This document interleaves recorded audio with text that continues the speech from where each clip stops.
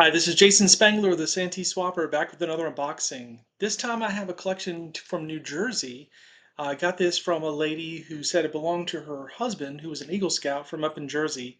Gonna cut open this box and share all of the history with you. We'll take a look at his uniform, his sash. I know there's several neckerchiefs in here as well, and just kind of unpack this history.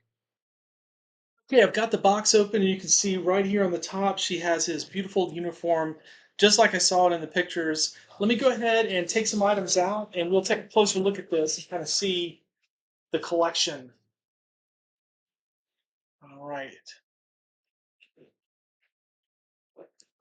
So I will put his uniform pants down to the side, but I will just mention one small thing.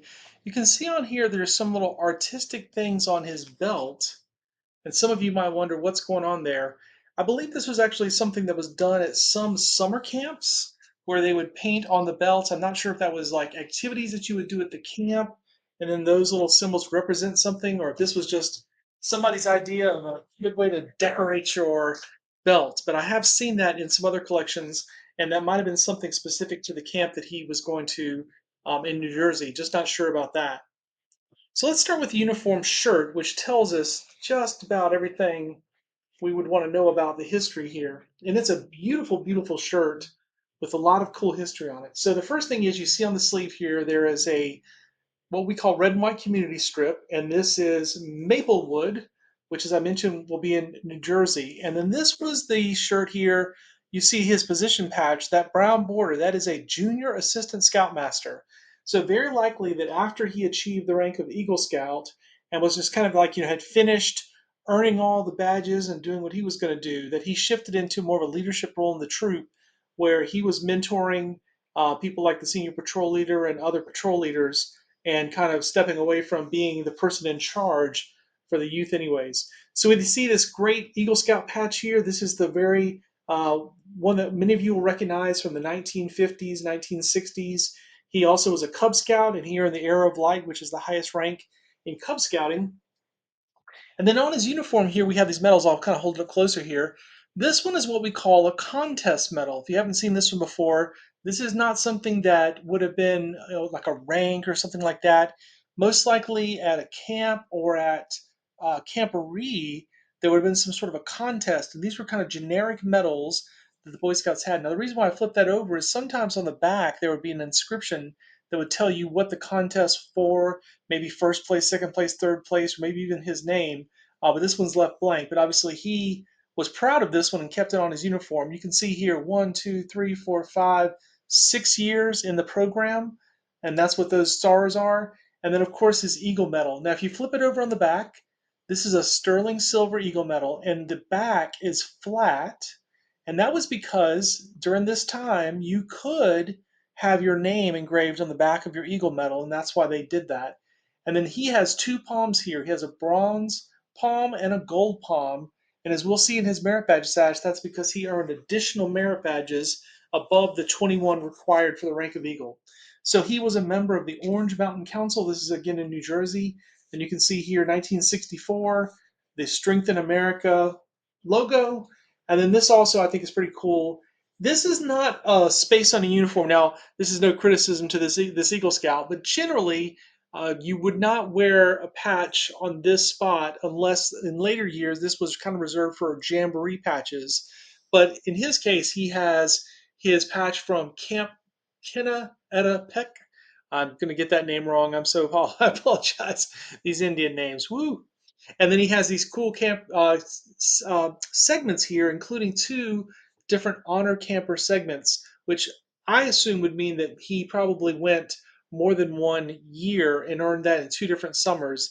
And that's why he has them there, because of course he also has the same thing for nature. There's no other reason you would have two segments unless you'd earned them in multiple years. And so that is his uniform shirt. We'll set that down over there.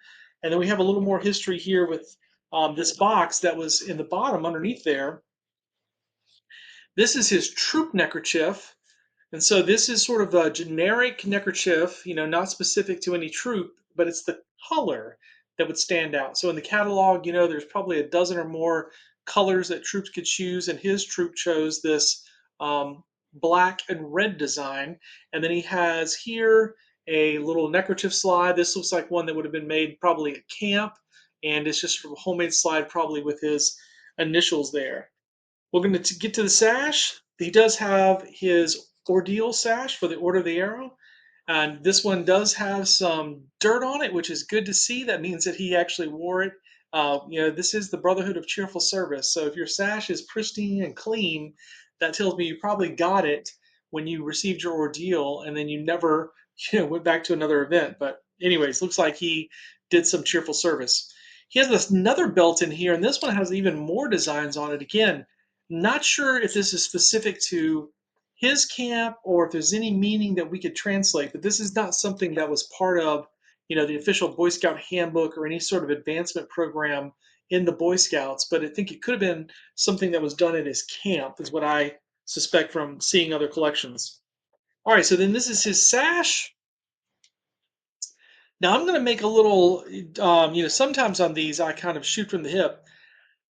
I think this is probably a high school letter. And I say that because he was doing scouting in the 1960s. And although there are some camps that have felt kind of big patches like this is more of something you would see like in the 1930s or even the 1920s, the late 20s, from a camp. This is not what I would see from a 1960s Boy Scout. And so that's why I'm guessing, just as a singular letter, that this is probably his high school letter that he earned. I'm guessing maybe for athletics. And so, again, there's no real rule about, though there probably is a rule, you shouldn't put this on there. But again, I've never been a uniform police. So we look here at his merit badges. It's kind of interesting because right at the top you can see a little bit of a transition, and this is always fun to see on sashes. If you notice these first couple of merit badges here, including insect study and basketry and going in public health and rowing and community in the home and then art, all of those are what we call type E merit badges. They're khaki crimped. These are the patches of the 1950s up until right around 1960, 61 is when they transition to this next stage where they have a marrowed edge or a rolled edge border on all the merit badges. You can see the rest of them that he has are of that generation, except if you go all the way down here to pioneering, for some reason he has a pioneering patch that's also of that earlier generation. And then this doesn't surprise me that his dramatics is of that earlier generation. Let me tell you why. So the Boy Scouts were very thrifty, right? So they didn't throw anything away. So in the scout shop or even in his own troop, if they had a way to procure merit badges ahead of time, they would not have distinguished between the more modern design versus the older version, because the only difference would have been the border would have been this crimped edge. And so, although I wouldn't think pioneering was a merit badge that would be very scarcely earned, and therefore they would have a bunch of leftovers, if you will, in the scout shop. That's apparently what happened here in his situation. But then dramatics, it doesn't surprise me at all. This was actually one of those merit badges that is kind of scarcely earned, to be honest. Even today, to earn that merit badge, we tried to do it at summer camp. I'm a summer camp director. I was a summer camp director for about 6 summers, and we looked at trying to do dramatics at camp. It's just not really a camp merit badge. You have to, at least in the modern version, you have to go through multiple plays. You have to write your own script. It's just there's a lot going on with that merit badge. It's kind of hard to earn, and it wouldn't have been a summer camp merit badge. So, anyways, kudos to him for earning that one. Not one that you always see. But then here's like zoology, which also one that is kind of hard to earn. And then this one at the bottom here, coin collecting.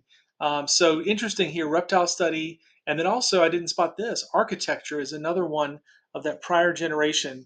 So that's a cool sash. And again, you can see he earned more than the 21 that was required.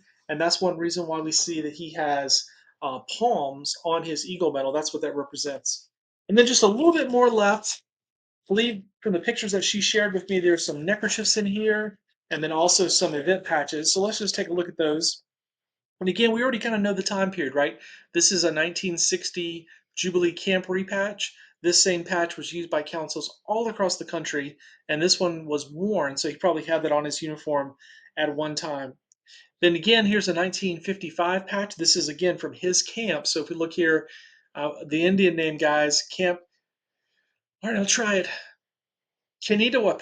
I'm sure you have to say it quickly, so that's how I'm going to pronounce this. Somebody's going to tell me in the comments, which is fine, that I slaughtered that. Um, then we see here some camporee patches, and then here is his Order the Arrow patch. So it's kind of interesting that on the shirt we didn't see an Order the Arrow flap because you normally would associate that, but he has here this little arrowhead, and it's not been worn, so it's not one he wore in his uniform. But this little small arrowhead was from his lodge there in the Orange Mountain Council, and I think that lodge is around until the 1970s, is somewhere where that one merges. Here's this tenderfoot patch where you wouldn't be surprised to see things like that. And then, of course, he was a senior patrol leader before becoming junior assistant scoutmaster. And then he has some other camporee patches. Here's a Cub Scout patch, more camp patches. Shift Scout Reservation, this was located in New Jersey, and so he could have. This patch has not been worn, so it's possible that he went there for some sort of a junior leader training, or it's possible that someone gave him this patch. I come across a lot of these in collections because a lot of people either cycled through there or knew someone who went through. So, again, a lot of the things he did were all focused in his home council, and you can kind of see this, all of these patches here from Orange Mountain Council.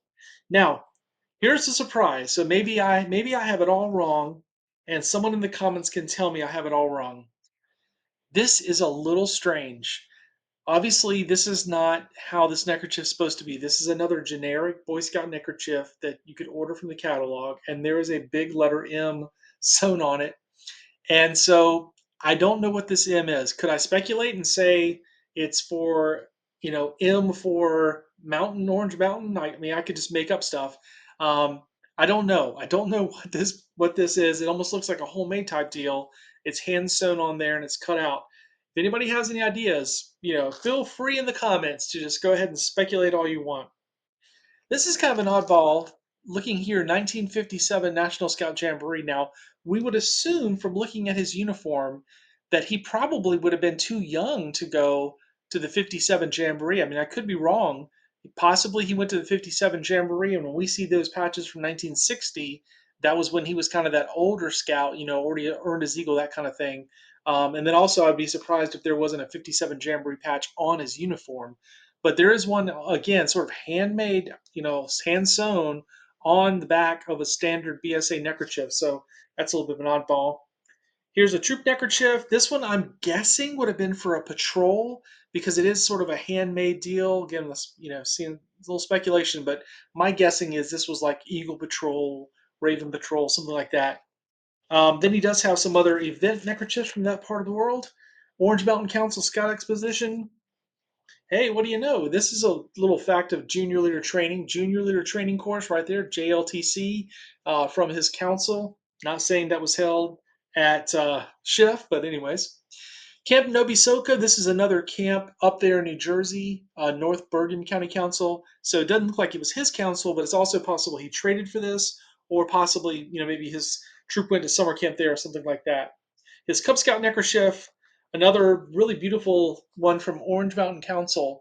Now, this one's kind of interesting. If you look at this, almost every neckerchief you're going to see of this time is going to be for an event, and there's almost always a year on it, or there is a date or something to tell you about it. This one's kind of peculiar because it's neither of those. You just kind of have this sort of coat of arms, which is very interesting. So someone, again, in the comments, tell me. I could speculate because I can see this one has been worn. It's kind of dirty on both sides.